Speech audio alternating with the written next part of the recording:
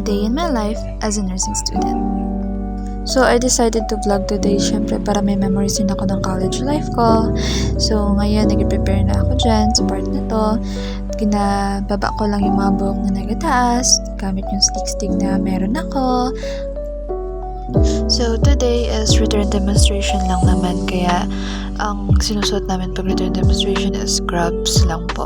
Hindi yung white uniform po na madalas namin sinusuot. So, medyo malayo pa yung tinitirhan ko sa sakayan, kaya yun, naglakad pa ako palabas, pero nakasakay rin naman ako kaagad. And ito na nga, naging biyahe na ako papuntang school. Dito sa part na ito, malapit na ako sa school. And ngayon, nasa school na ako.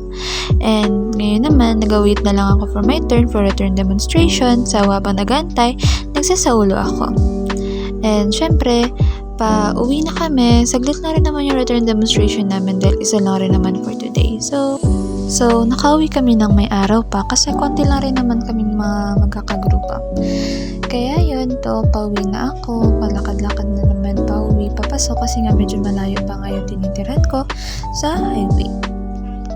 Dahil malayo ngayon tinitirhan ko sa highway, sa sasakyan, is may lakad pa ako papasok.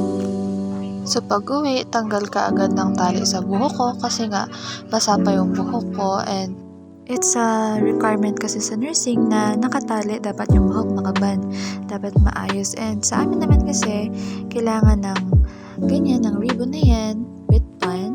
So after that, nagbihis na rin ako ng pambahay, and nagaganda talaga ako sa buhok ko after band. After nakaband yung buhok ko, kasi nga nagkakulot talaga yung buhok ko, like so pretty, diba?